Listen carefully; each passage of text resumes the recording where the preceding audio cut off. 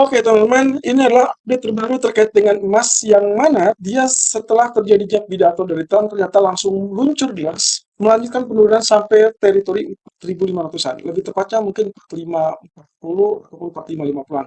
Walaupun dengan demikian, sebetulnya dia kembali rebound ke 4.600, tapi sepertinya kita perlu mengubah strategi kita, terutama untuk sepanjang sisa hari ini sampai nanti malam, atau mungkin saja kita manfaatkan sampai ke besok menjelang non-farm payroll. Tapi ada skenario yang mungkin perlu Anda simak berikut ini. Oke, kalau kita lihat di sini, ini adalah imbal hasil Treasury atau US Treasury Yield. Kalau Anda perhatikan jelas di sini daily-nya saja sedang bergerak naik ya. Jadi ini pasca kemarin malam ya. Jadi kalau perhatikan dari grafiknya, Anda bisa perhatikan di situ situasinya adalah bahwa dia kondisi kemarin itu ditutup dengan bullish atau hammer ya. Jadi pasca dua kali penurunan dia dimunculkan dengan hammer, harusnya memang dia kecenderungannya naik gitu ya. Tapi kita lihat ya posisinya apakah dia cenderung naik atau cuma naik terbatas. Nah, kalau kita sambungkan dengan yang kemarin kita bahas, ini kan berarti dia sebetulnya ada di level support pullback ya. Jadi setelah dia ada di sini, kemudian dia tembus ya, tembus di zona ini, kemudian dia pullback, harusnya memang dia cenderung naik gitu ya. Ini mirip dengan apa yang kemarin kita bahas, ada dua skenario, baik itu bullish ataupun bearish ya. Sayangnya triggernya bukan dari perang. Kalau ini kemarin ini eh, rejection yang terjadi adalah pasca data ekonomi. Jadi kita asumsikan bahwa memang secara teknisnya dia cenderung menguat. Nah, tapi satu sisi, kalau kita gunakan dua candle terakhir yang dari sini, yang panjang, berarti sebetulnya dia berada di zona tengah dan juga resisten yang kedua belum muncul atau belum ditembus. Jadi dengan demikian, ada harapan nggak untuk terjadi penurunan? Mungkin saja, kalau selama misalkan nanti malam dia tidak naik di atas zona tengah, that means kita punya harapan untuk dia tutup turun ataupun ada rejection candle ya. Atau jika memang ternyata ya katakanlah mungkin efek dari Trump tadi cenderungnya jauh lebih kuat, maka hati-hati kita mungkin akan lihat dia naik lebih lanjut. So, ini masih 50-50. Kita nggak bisa bilang bahwa dia fully bullish, tapi juga tidak bisa bilang fully bearish. Tergantung semua situasinya sampai nanti malam. Sayangnya, data nanti malam itu tidak terlalu signifikan. Jadi saya minta Anda langsung fokus dengan data non-farm payroll saja, dan berarti asumsi saya hari ini akan bullish untuk US Treasury dan kemudian US dollar juga akan bullish. Tapi besok malam bisa 50-50 antara dia turun atau dia naik. Dan itu yang nanti akan kita update dengan strategi terbaru dari emas. Oke, kemudian kalau kita perhatikan dari US dollar atau DXY juga sama ya. Posisinya sebetulnya ini mendukung untuk penurunan. Tapi sayangnya pagi tadi setelah pidato Trump, dia berbalik naik, bahkan sudah hampir 3/4 dari real body candle bearish sebelumnya. Jadi asumsi saya juga ini berlaku mirip dengan apa yang terjadi di US Treasury-nya. Hari ini, sisa hari ini, kemungkinan selama tidak ada data signifikan, ya berarti ada kemungkinan dia relatif menguat. Atau katakanlah sideway di zona ini, sebelum nantinya di hari Jumat akan ditentukan apakah non-farm payroll-nya bagus atau jelek. Kalau non-farm payroll-nya bagus, berarti jelas di sini akan terjadi penguatan lebih lanjut dan berarti resisten 100.50, 100.80 itu ditembus. Berarti kita akan lihat 101 ataupun bahkan 102 dalam waktu dekat. Nah, tapi sebaliknya, kalau ternyata yang nanti malam atau mungkin besok malam ya, non-farm payroll relatif katakanlah lebih buruk atau lebih lemah, kejutan ke bawah itu berarti akan mendapat negatif untuk US dollar. So, dari skenario ini, berarti kita bisa susun skenario untuk malam ini dan juga untuk besok di saat non-farm payroll. Oke, perhatikan dari sisi geopolitik tadi pagi setelah pidato justru terjadi reverse ya. Sebetulnya ini sudah kita peringatkan juga ya kemarin saya sempat mengatakan bahwa selama areal hijau ini tidak ditembus, itu berarti 96, lalu kemudian dia bisa rebound kembali. Nah, pagi tadi sebetulnya itu ada indikasi bahwa harusnya turun gitu ya. Tapi sayangnya dia kembali naik di atas zona 102, 103 dan bahkan sudah sempat 160.71. So, kesimpulannya adalah probably kita perlu untuk ubah strategi lagi dari yang tadinya sell menjadi buy. Ini juga peringatan untuk saya pribadi bahwa situasinya sebetulnya tertahan di zona support mirip dengan apa yang kita bahas dari sejak H-1 ya atau kemarin ya lebih tepatnya tertahan di level 95, maka dia akan cenderung kembali naik dan benar saja posisi untuk saat ini dia relatif bullish. Tapi belum tentu ya ini bullish sepenuhnya, bisa saja terjadi rejection candle seperti ini. Nah, ini yang kita tunggu. Tapi yang jelas di sini warningnya adalah bahwa dia masih tetap bangkit karena ketidakpastian di Selat Hormuz. Jadi hati-hati kalau dalam 2 atau 3 jam ke depan Anda melihat harga bergerak naik di atas level 107, Anda sebaiknya tetap lakukan buy, at least minimum sampai 108 atau 110. Dan yang paling maksimal itu akan ada di 119, walaupun itu belum tentu akhir, malah kecenderungannya dikhawatirkan malah bisa naik kembali. Apalagi dengan ancaman Trump tadi, bahwa dia akan menyerang Iran ya, menyerang Iran dalam waktu 2 minggu ke depan dengan serangan yang besar-besaran, maka kemungkinan ini kesimpulannya adalah balik badan, dia berarti kalau gitu biarkan swing low dikit, kemudian dia naik kembali. Jadi kalau lihat dari sini, saya asumsikan ini 1, 2, 3, 4, 5 ya. Jadi ini kemungkinan 5. Anda boleh buy, tunggu pullback yang paling aman di 101 ya. Kemudian Anda lakukan buy. Tapi kan ini cukup jauh ya.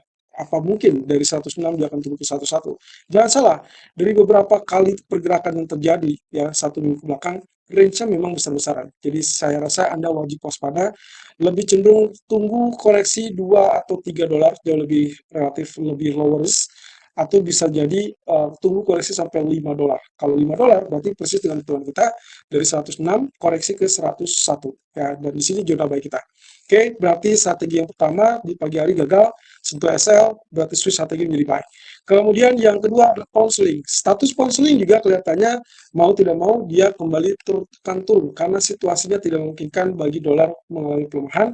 Kita asumsikan pasca Trump pidato tadi pagi itu kecenderungannya malah menekan pound sterling. Artinya dolarnya terdukung kuat sehingga kita ubah balik badan, kita lakukan sell dengan asumsi bahwa 1 atau 2 jam ke depan kalau Anda perhatikan dia mungkin rebound, maka harapannya adalah tidak rebound lebih tinggi dari 1.3250-an. Kalau itu terjadi, berarti Anda sell di zona tersebut, atau mendekatilah 1.3200 untuk target 1.3170 yang terdekat, atau yang paling ekstrim, probably kita akan lihat 1 atau 2 hari ke depan, berarti hari ini dan besok, bisa saja muncul area 1.31 atau bahkan 1.30. Ya, dan asumsinya ini semua kaitannya dengan risiko geopolitik yang masih membayangi. Berarti juga di grafik daily-nya, karena ini potensi balik badan, berarti kita kembali dihantui dengan area 1.3160 dan 3000. Nah, ini yang kembali kita khawatirkan sebenarnya, tapi tidak terjadi dalam waktu lampau. Baru kemungkinan ini bisa saja ya terdukung jika tembus 1.3150. Dan terakhir, akhirnya kita lihat dari sisi emas. Oke, kabar bagusnya adalah tadi sebelum dia meluncur deras, dia sempat bertahan di teritori orange ya, kemudian dia rebound, dan saya sempat mendapatkan beberapa kali di sini dia naik sampai 4740 ya, atau 4730-an. Nah, tapi coba sorry 4709 ya, 00 atau 4709. Nah, tapi coba lihat ya, begitu dia turun dengan sangat deras, dia turun sampai tembus 4630 sampai ke teritori hijau. Kalau Anda perhatikan artikel pagi ini atau artikel siang ini, kita memberikan rekomendasi cadangan itu adalah di zona 4529 4540-an. Dan tadi kita sempat lihat 4554 ya, kurang lebih di sini. Nah, kemudian yang sekarang harus kita lakukan adalah ubah strategi. Kita nggak lagi incar buy, melainkan kita incar sell, karena posisinya dia sudah berada di luar jalur trend channel. Normalnya berarti Anda bisa lakukan sell sekarang di 4640 untuk kemungkinan target terdekat 4600 atau bahkan kembali menuju zona hijau.